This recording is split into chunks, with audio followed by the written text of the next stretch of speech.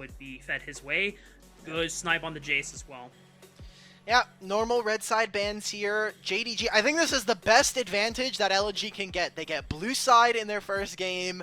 They don't have to automatically ban the Skarner as well, although we have seen some teams start to pick it up as a blue side ban, so wonder what LNG's last focus is going to be. Maybe they go for another 80 carry, but instead wanting to spread the love and take away some of the champions. Again, Renekton setting up for that Ambessa. Will JDG let the Ambessa slide, or because if they ban the Ambessa, Skarner is available. And even though this champion has been nerfed multiple times, it's still a champion that can do so much damage with the Impale. I mean, a 3-man suppression and being able to move them around, it's still too dangerous to be left open. And now LNG, they have that option, but then again, Kalista was available, and they're going to forego the Ambessa for it. Okay, so they're going to give over, potentially looking at the Ambessa. Kalista trying to make sure that Photic and Zhuo can actually find a 2v2. This would be very dangerous for JDG if they're able to mess this up. And again, we said, Peyz has been great, but missing has not quite hit the bar that we expect for a player that has basically been the franchise player for JDG to build multiple rosters around for the past couple of years. So JDG, they snap up that Ambessa. Are they going to be looking for an early jungle? I think that's perfectly fine. You have the Vi still, but they just want to stop the double range and get rid of that Nico Kalista pair. Yeah, that would be a little too dangerous to deal with. Now, the question is if that Nico is going to be going over to missing and then they just have to pair it with a different 80 carry matchup, or if it's going to go to Scout. I don't think we've seen Nico mids that far too often ever since the Nico support has really taken dominance in the LPL whenever these pairings come up. But meanwhile, for LNG, to try and play around this Kalista, the dominance that you can get out of an early lane matchup like her, Vi secured for WeiWei, that gives you guaranteed lockdown for a target. Yeah. Okay. Getting some hovers here. I don't really want to call it out too soon, but Zika has been, I think, again, the best performing player bar for bar when we talk about the early split for LNG. And we have seen some unique answers into Ambessa. You kind of think of the Karma that we got to see versus the IG and NIP series. We're going for the Gwen this time. So AP in the top lane, it is going to be pretty difficult for a melee champion in the Ambessa, and the level 6 is very dangerous for when you're talking about the all-in healing from the 1000 cuts. So I'll be interested to see how this top lane matchup goes, as it's incredibly rare. JDG have to secure something before they get into the second round of bans. Looks like it's just going to be a jungle pick for Shun. Wukong locked down. Bot lane is still kind of wide open. We still don't know where this Nico is exactly going. More than likely it is for missing, but you know, who knows? Scout has played his fair share of Nico games in the past. I imagine you want to take away options that would go pretty well into the Nico for Zhuo. And for LNG, got to be thinking probably an Ashe ban coming on through here. Yeah. Taking a look at some of the champions that we got from JDG. Maybe they go for a Varus as well. Just things to be thinking about as we get further into this game. LNG have a very short-range composition now, but they have such high burst potential, especially. And if we're talking about fights going long, you do not want to be going later into a fight versus a fully stacked up Gwen versus a Kalista who's able to get stacks. JDG need to play explosive, and they need to find picks. Otherwise, this composition does start to fall apart. And I like that JDG is sniping out combos with Vi. Already the Talia no longer going to be available to synergize with the Vi's all-ins. If there is no champions that can really stack up on top of the Vi's lockdown, then it really will feel like WeiWei is going on a solo mission, and that's never a good spot for the Vi to be in, especially if you're behind the item curve, because not only you're not a dedicated tank, you're going to be blown up just that more quickly. Now, LNG still trying to get rid of any safe 80 carry options that Peyz could go to. Ezreal is already won. Will it be the Ashe? Yes, it will. Okay. All right, so Varus probably going to be the lock-in here for LNG. They do have a lot of magic damage, so maybe they could go for a double range bottom lane and say, hey, like, we're going to play something like the Ziggs. Misfortune has kind of been the answer just because of how much upfront damage she has thanks to her double up passive. But JDG, again, a really big team fight composition with this Wukong, this Nico. You set up so much, Wow. and they're just going to give the carry potential. Peyz on 3 items can really carry, but playing into something like a Kalista early on can be very dangerous, and Gwen is always going to be very kind of difficult to deal with, especially with a Vi.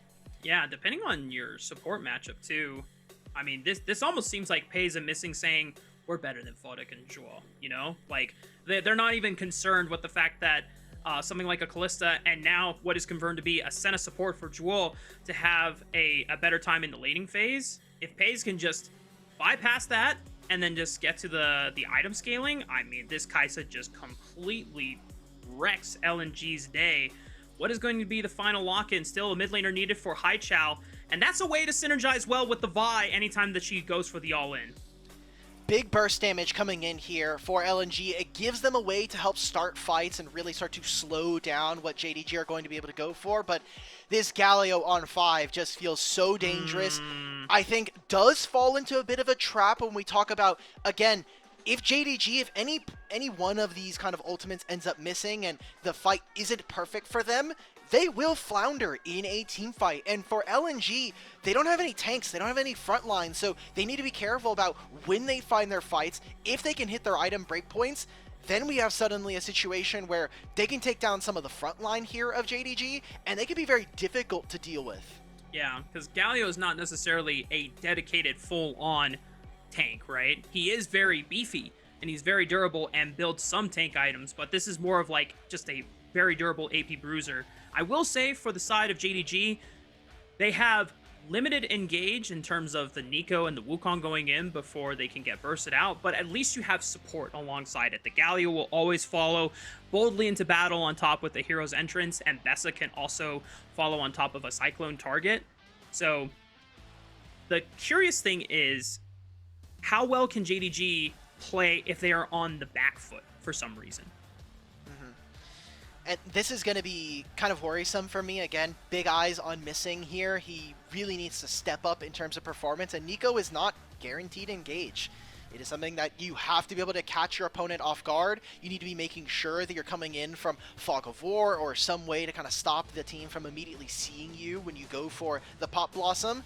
And he'll be kind of someone that we're looking for alongside this Galio to set up JDG for success. They have some lanes that are not the best in the early game, and so if JDG can make it out of the first 15 minutes without being too far down in gold, I think that they have a reasonable amount of tools to be able to win team fights and out-execute LNG, who have been struggling early on into 2025. Yep, and on the flip side, LNG, even though we have not really set up huge expectations for them given what they have shown us in the first split, if they are able to execute in the early game where this composition really does thrive, at least on the mid 3 core of Vi, Aurora, and Kalista, and you're able to get a huge objective and gold lead, you get a chance to actually close out this game before it really breaks open for JDG's scaling factors. So we're going to see how confident and boldly LNG can take this time into their first game of the second split, where, you know, you can get a chance to rewrite history,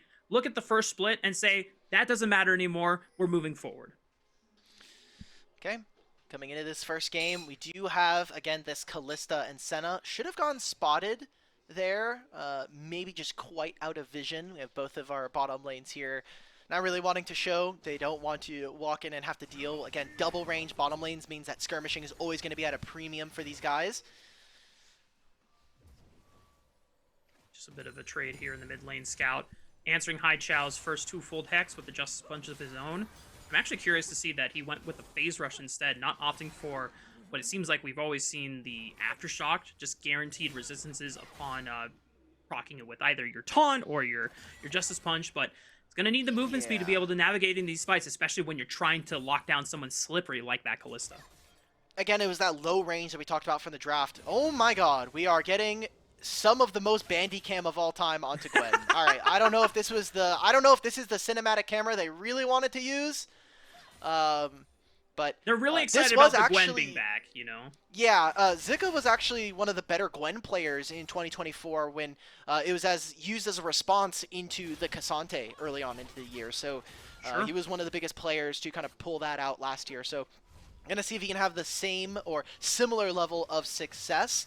And again, we talked about it coming out from draft. The early laning phases for a lot of the champions on LNG are going to be at a really big advantage. So we need to see how LNG and how WeiWei is going to be able to use this to find advantage. My goodness, I mean, Ala is trying to stand his ground and at least trade back into Zika in spite of the minion wave, but Zika is definitely getting the better end of these trade deals, and Ala still has a little bit of sustain from the Doran shield as well as another biscuit, but I imagine he's going to be forced to take a base pretty soon.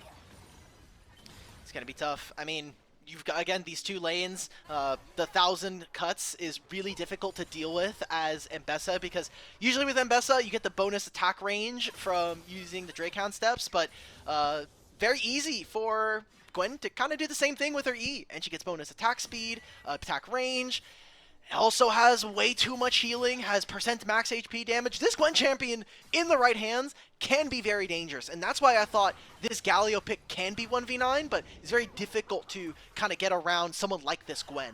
Yeah, and the thing that's going to be super difficult for a lot of JDG members is the fact that Gwen can always pop the dreaded W, which you just see the text, Gwen is immune, and you want to punch your computer screen, you know? Or maybe that's just me. Well, I can't hit her. That's the point. Like, I have to hit my screen instead of her because she's untargetable during that time. So I need to get these negative emotions out somehow.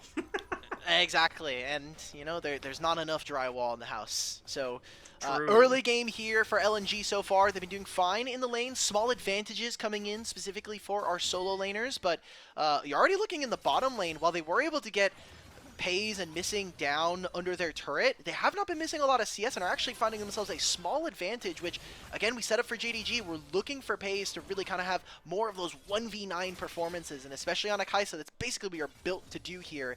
We haven't seen too much action between our two junglers. It was Shun moving through the mid lane and getting some work done to try to get Haichao to recall, but we have the dragon spawning in a few minutes, and pretty tough, I think, for JDG to contest when you look at where Kalista and Senna are right now. I mean, Zika's just kind of bodying Ala in this matchup right now. He's got the wave advantage on his side. It is stacking up, and Ala is starting to lose HP and get to the point where Zika is going to hit level 6 first off of the minion wave. Maybe there's a chance that he can actually dive with the needlework as well, and Ala is going to have to be careful. Shun is pathing back towards up that top side since his Krug camp is spawning, so maybe he can be there for the level 6 crash from Zika and prevent what could be a really big snowball opening for Zika. But as you called out before on the bottom side, I mean, Peyz is just doing totally fine, and if you can just get through this laning phase against the Kalista without being set far behind, in fact, in this case, he's actually an advantage, then that's huge for the Kai'Sa.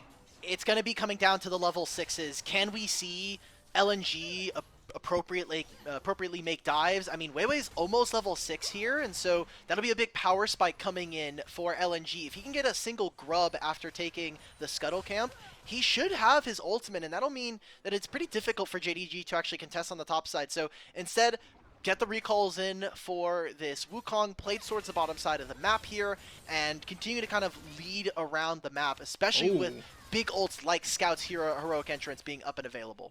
That was actually a really nice window for Ala. Caught Zika when he was in turret range, aggroing him, and even though Zika had the needlework there, the fact that he lost more health in the trade while Ala didn't have to burn his public execution does give him at least a little bit of relief in the lane, but Zika burning it just to make sure that he has guaranteed prio for WeiWei to secure these grubs. Shun making sure that he can at least get the cross-map objective for the first dragon on the bottom side of the map. So far, Alk, it's been a pretty quiet game on both fronts. He should know that with those with the grubs going down, that WeiWei is on the top side. Haichao did have first move, but you already see Scout moving up towards the top side. Should be in range for that ultimate very soon. And this could be very dangerous for LNG if they're not able to execute properly. LNG, don't do it. You gotta know that Scout is gonna be there for the play. The public execution dashes to the right side. Haichao tries to use the in-between worlds to buy some time. And at least for LNG, they pick up first blood, but Scout answers back on WeiWei. I think this is fine, though. I mean, you're looking at what's happening. You're still having Haichao versus Scout, and even during all of this play, Shun is on the bottom side of the map and trying to get some camps. It's only going to be Senna starting to push him off. So this turns into a pretty big win. That's a stolen red buff now for Shun. It's going to be respawn Raptors as well. So not able to execute on this dive. I think this was really well played when you think about the ultimate coming in here for Haichao. I think maybe one of the small nitpicks that I would have for Ala is being able to use this ultimate to try to get Scout to knock up these two members of LNG instead of the Gwen, and it turns into a 1-for-1, and I think you're still perfectly fine with that if you are JDG. Yeah. And for LNG, they're... Hang on. Shun could be looking for the play here. Missing, flashing forward, gets the root down. Good night, Zhuo. And the kill gold goes directly into Peyz's pockets, which is so big for JDG. Exactly what you wanted to see. Great engage coming in from Missing. He says, look, I don't need the level 6. Turns out I can just flash Tangle Barbs. And pretty unplayable for the two ranged matchups. Again, no tanks for either side when we're talking about bot lane matchups, so no one that can really kind of sit there and soak a little bit of the damage. And we wanted to see what the early laning phase here for LNG was going to look like. They're just barely kind of keeping up in terms of experience here. Missing has a full level over him, so he's going to have that ultimate. Again, a key component to JDG's win and kind of his team composition. And now I'm looking at this, 15 CS coming out of 9 minutes. It's not looking good for LNG here, Mark. Oh, man. I mean... I kind of cheekily remarked that Peyz and Missing looked at that bot lane coming out from Photic and Zhuo, and they said, yeah, we're locking in the Kai'Sa because we're just better, you know? And, you know, kind of being lighthearted about it, but they kind of are better than them at the moment. And if you're losing lane with the Kalista pick, then you're not really bringing much to the composition later the game goes on. Remember, they traded this for an Mbessa first pick. Mbessa has been first pick in almost every single one of the games, has been snapped up very early, so you have to be willing to make the trade here. And we'll see if LNG are going to continue. And again, they do have some scaling elements. Gwen becomes a nightmare to deal with when she hits 3 items. Senna is eventually going to be a very big monster, but you look at what's in front of her. She has to be able to deal with a Wukong and an Mbessa. These are not matchups typically that you'd want to play. Ala flashes out. Making the play onto Ala. He still doesn't have, or he just burned the flash now to escape danger. It was a nice setup from WeiWei and Zika just to guarantee the summoner spell advantage. That does cost both of the ultimates from Zika and WeiWei. Remember, this is kind of the core of the roster that still stayed while LNG tried to do a little bit of a rebuild going into this season, and they are still kind of remarked as the stronger pieces of this roster so far.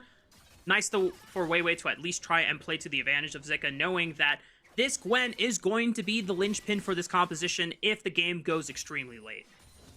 And thinking about WeiWei's career, he had so much criticism levied towards him as a kind of a newer player, especially on that Weibo roster that ended up making grand finals in Worlds.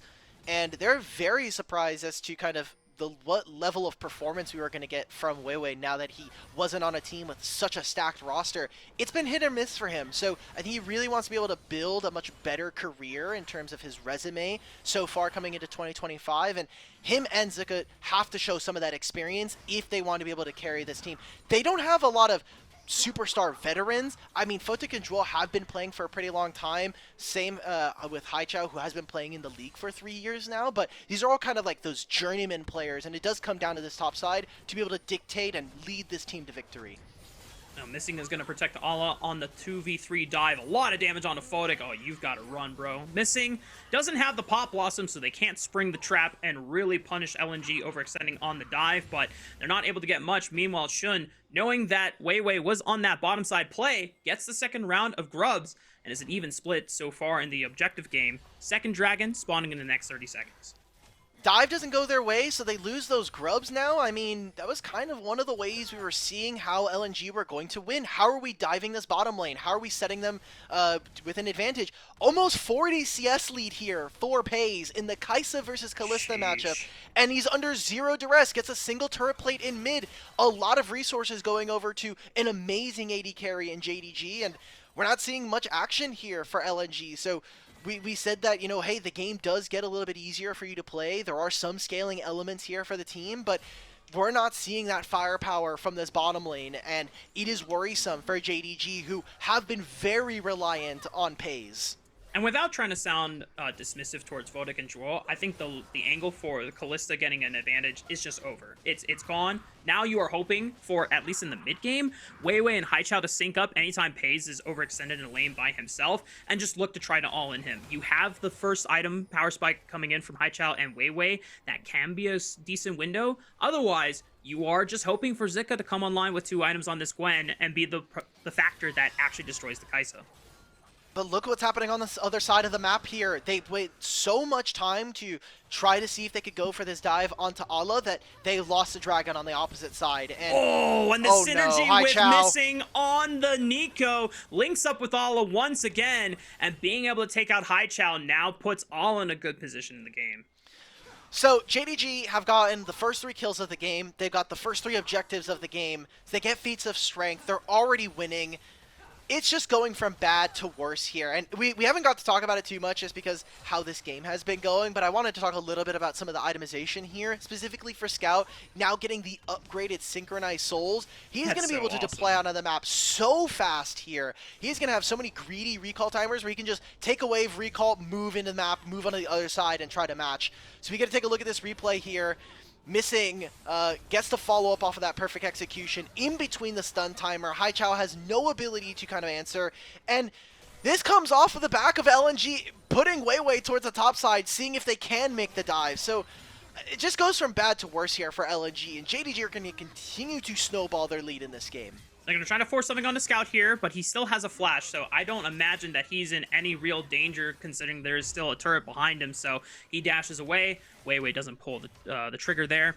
And the rest of LNG, they're just kind of scrambling to find any sort of pick opportunity, but JDG playing a strong defensive game and just finding those quick windows to punish and continue accelerating their lead.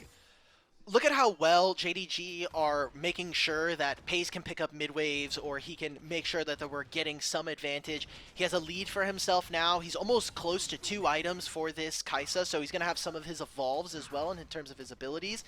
This is going from bad to worse, and now for JDG, we talked about, hey, put some of the eggs into the Peyz basket. How are you going to be able to play in team fights? Your fights are really reliant on landing some of these engage ultimates. LNG are just not executing at a certain level, and that does mean that this composition without any frontline from LNG is very difficult to play now that we're walking into some of these objectives. Now they have to be able to deal with who's walking into Fog of War first. How are we tanking some of these objectives? How are we even executing? We haven't gotten any of the dives to work, so you know, some of that confidence does start to bleed over into some of the gameplay. Yeah, funny enough, a lot of the concerns that we had for the JDG composition and them not having a real tank, it's the same for the side of LNG. They don't have a real tank either, and it's not even the benefit of, like, at least Scout being somewhat tanky with his itemization choices and what kind of champion archetype he's playing, as hold that thought, WeiWei trying to see if he can look for something again. This time, Zhuo is in the back pocket, ready to aid with a Dawning Shadow if they need the extra healing and shields, but still, very hard to take down a Galio, and on the side of LNG, you don't have anyone that at least is going to be building like a, you know, kind of a tank bruiser that Scout is going to be doing. So LNG, once again, the window is slipping, but given the fact that our expectations for how this group is supposed to play it out, JDG is supposedly our best team in this group just based on what we saw out of the split, what we know about the accomplishments of multiple players on this roster compared to someone like LNG. They're just trying to play spoiler and do the best that they can. So even though it is, unfortunately for them not being able to execute on the small win conditions that this composition has, it's not like this is something out of the ordinary from them. Exactly.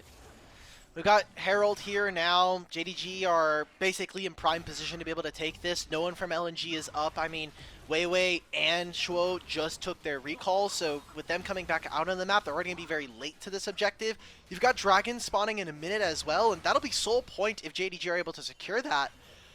I don't know what to say, Raafaa. We're just kind of seeing JDG slowly win this game and kind of them outplaying in some situations, but I don't think they've been really dictating the map to their opponents. Here's another pick try or attempt, and Ala just uses the public execution to distance himself away. A teleport came in from Scout just to make sure that his good old solo laner pal could make it out alive, and Ala's going to answer on the push from Zika on the bottom side with his own TP, so I mean, yes, we already talked about for I'll take LNG, that. this is not really, you know, out of the ordinary. I think we can at least start praising JDG, even though this is an expected win coming out from them. We know that there was a lot of inconsistencies from the first split. We had our concerns about how well they're going to do in their first game back in the second split. And so far, it's been pretty clean. Yeah. I will say that is a pretty big win here for LNG, being able to get both of the teleports out from the solo lanes. It means that if we do have a side lane situation, you're mostly going to be wanting to play in the lane that Galio is in, as Galio can match, but Mbessa is not going to be able to do the same. Her ultimate is long, but not that long compared to Galio, so I am going to be looking towards how LNG are going to be playing around Scout and trying to deny him advantages in the side lane. Again, JDG, first out of the map. WeiWei is on the top side, but there's no contest for these objectives. Their ability to fight on mid-wave is pretty limited, and WeiWei this entire time, and he's just slipping behind more and more in terms of the map. Scout just takes the blast cone over him. He's like, oh, cool, look, there's a Vi here. All right, well, cool. I'm going to hold mid. I'm going to supply my AD carry with some defense and put ourselves on sole point. Oh, you could tell that WeiWei was like, hey, look, I got Galio. Never mind, I don't have Galio. Well, all right, another pick opportunity gone. And the JDG keep on trucking with their scaling advantage. And like we said, the only linchpin that LNG can kind of look to as a equalizer is Zika on the Gwen. Hasn't been snowballed super hard. Definitely got a couple of wins in just at least the one dive they made on the top side and trying to get a little bit of extra gold. Does have a CS advantage and some gold from the plates that they were able to get for Zika, but it doesn't really inspire a ton of confidence as, Zhuo tries to look for a control ward, but thankfully, Photic turns him into a Pokemon, tries to retreat him back, and now the rest of JDG, they just need to retreat. Oh, Zika on the flank, looking with the needlework. They turn right on top of Hala, but missing by some time with a nice Pop Blossom. JDG still got to kite this one out. Peyz is on 2 items. Can he really rip them? But LNG on the wake up, making sure that they can brute force the way in, but Scout goes back in with the flash taunt and tries to open up space for Peyz and Shun to buy time in this fight, but Photic is finally finding his moment. He's going to look for the red, but Peyz kills him! What the heck, Peyz? He's able to stand his ground and show him who's the better AD carry on the map. It's the full Acathian Rain just fully targeting Photic there, but still, huge teamfight win coming in for LNG. This opens up the game, and finally, we get signs of life from LNG now. They'll take the first turret in mid lane as well, so feeling good about that, and that started with Zhuo being able to be so far up. This is part of the reason why some Kalista pairs are able to be so aggressive. That is the Kai'Sa ultimate, which I think is one of the reasons we weren't able to see JDG find such a big teamfight win. And right here is where I think it kind of turns its head. This Galio ult is landing, but look at who it's landing on. It's landing onto some of the front line of LNG. Photic is building up the lethal tempo, building up some of those Ren stacks. And while Scout tries to make this turn, I mean, there's just no tools available, specifically from Shun on this Wukong. There's no ultimate. There's no ability for them to turn, so that's just a missing flash now from the mid lane, and a lot of summoner spells no longer available to JDG. Yeah, kind of a saving grace that Peyz was able to equalize in the fight, not go down, doesn't drop the bounty that he had, and still maintains an effective gold advantage over Photic. So it's still nice enough for JDG to rely on this Kai'Sa factor that is still scaling in her own right. She did have 2 items versus Photic's just 1, but now he's able to at least equalize the item disparity. But that just puts Peyz even closer to what I imagine should be a Nashor's Tooth coming in 3rd item. And once Kai'Sa hits that breaking point, I think LNG's window will truly be eclipsed. They have equalized the gold here, Alk, but it's still not enough for LNG to be confident about their state in the game. I mean, 2 items coming in for most of their champions. We're expecting for WeiWei to be finishing up what looks to be like the Black Cleaver. Yeah, so he'll finish that here. This is probably going to be as strong as they're going to need to be if they want to be able to contest soon enough versus their opponents. And we talked about during the draft that for JDG, their team composition is not as reliable when it comes to engage. Yes, they have this Galio ultimate, but you need Missing to be able to fire off. Peyz is caught in a side. He's got no summoner spells, but Scout. Yeah, Hero's Entrance is going to provide enough safety for Peyz. It's just an ult for ult trade. WeiWei also forced the flash, so now has one less tool to be able to try to make those engages with. And JDG, knowing that they've pushed WeiWei out of the jungle, out of the river, it's just going to be ripping the Otacon here. I don't know if this is legal. I mean, hey, Haichao's in the side lane right now pushing. He's going to get the teleport in. It's half HP already going down. Zika gets WeiWei's vision. nowhere nearby. Yeah, WeiWei What's he can't doing? get in. No flash, and that is the Otacon secured. They should be able to pick up majority of these Blood Roses. LNG still trying to see if they can look for the fight. Immediately, Allah finds Haichao on the left side, and Peyz can reposition with the Killer's Instinct. They find one, missing Pop Blossom on the 3, and now it's JDG on the offensive. They're the ones turning the heat on. Zika at least equalizes one, but it's still not enough. Photic tries to retrieve Zhuo, sends him to safety, but he cannot save himself. JDG on a tear right now, and they ruin LNG's day. They'll grab themselves the ruinous Otacon. They'll grab themselves what looks to be the dragon in 20 seconds and essentially close out this game. I mean, it looks so good. We were saying, okay, look, there's no ultimate for Scout. Yes, you're going to be still having 4 out of the 5 ultimates available for JDG, but I think that's as close of a fight as this was going to get. But look at where WeiWei is. He's nowhere near to being able to help his team, and this turn from Allah and from Peyz just means the world here for JDG. The Pop Blossom being able to delay any of the damage coming in from LNG, and WeiWei, I mean, it's just too bad, too late here in this fight. Photic makes a mistake. He walks forward. If he would have kept walking backwards, maybe there's an angle for him to walk out of this fight, but I think it's just a formality at this point. JDG will get themselves what looks to be the Chemtech Soul and put themselves at 1-0 in this group if they can secure it. WeiWei sends it, doesn't have flash, might not get locked down long enough for JDG to really punish. They're just trying to force LNG out of the river so they can secure the soul for themselves. Missing, trying to set up for another Pop Blossom angle, but he doesn't have the ulti for another 7 seconds. Peyz just getting Killer Instinct. Okay, oh, he stole the soul. He denies it, but Peyz rips him apart. And missing Flash Pop Blossom once again. They don't even need the damn soul. They wipe the whole team off the rift. JDG, triple kill for, oh, it's a quadra kill for Peyz, and that's the game. We need to report Allah, man. He just stole the Penta from Peyz. I can't wait for the JDG voice comms to come out. It's 30 seconds. There's no Baron here, so maybe JDG won't be able to end. They have a lot of damage. They have a big minion wave. JDG are looking to start off the group stage with a 1-0. I mean, this was kind of expectation from JDG, but they did it with such flair and such style, I can't even be mad. JDG showing up as one of the big dogs in Group D, and they close out their first game of the day. Expected win for them, and honestly one that I don't think they needed to work all that hard for. There were some moments for LNG, but they were just off timers with each other. I think that they felt a little bit lost in the map, and unfortunately that is going to be the start for LNG in this group, going down 0-1. Again, you were underdogs coming into this match, but in a group stage where every single game counts, you need to be able to find wins where you can. You need to be able to take upsets.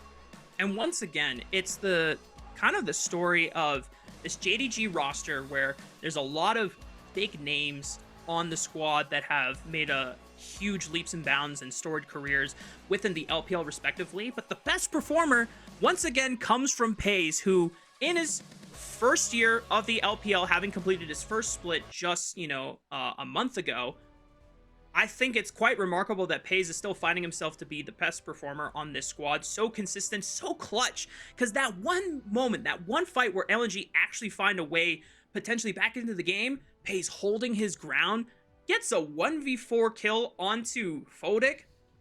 I mean, this guy is just firing on all cylinders, and I truly think that JDG, even though they lost Ruler going into this offseason, I think they're totally happy that they got Peyz in replacement. Exactly. It just comes down to whether this team is going to be able to kind of continue to level up. We saw that during the regular season and in the playoffs of this last split, that JDG were a team to be feared. I think a lot of the question marks were coming from mid and support, and Scout didn't have to do all that much. I think the entirety of JDG didn't have to do very much in this game. LNG just kind of fell apart at the bits, and we'll see how they're able to bounce back, because they're going to have to play a game immediately after this. The next matchup, LGD versus LNG, is going to be a match that is basically our decider for who's going to be third place. This is double round robin for the group, so they'll have another matchup in a couple of days' time. Yeah. I'm just worried here for LNG, especially for a squad that you don't have any kind of pieces that you're really building around. You have Zika as kind of your franchise player, but I don't think you have very many exciting prospects outside of that. And you have a team that just looks lost in, you know, the laning phase. We didn't see them execute on the dives. WeiWei was just kind of focused on diving topside, and they weren't able to garner any real advantages through that strategy. Yeah, I mean, for what it's worth, I liked the Gwen idea, and it's something that clearly is in Zika's wheelhouse, and he was able to navigate the early laning phase really, really well. It's just unfortunate for LNG that they couldn't really leverage that into a strong foundation for the game to be stood upon, because a lot of the early game agency really needed to come from Photic and Zhuo having a massive advantage over the Kai'Sa. The fact that they were down CS is just, I mean, definitely credit to Peyz because he's just so damn good, but also just kind of disappointing that, like, if you're getting a Kalista lane and that's the performance you get, it's like, is it even worth prioritizing the Kalista then for your team? Hey, that is part of the trade, right? We said we are going to take Kalista first. We are willing to give over the Mbessa, and we saw the results of that. I still think that there are ways to tackle Mbessa, and she wasn't exactly like the main breaking point for whether or not JDG were going to win.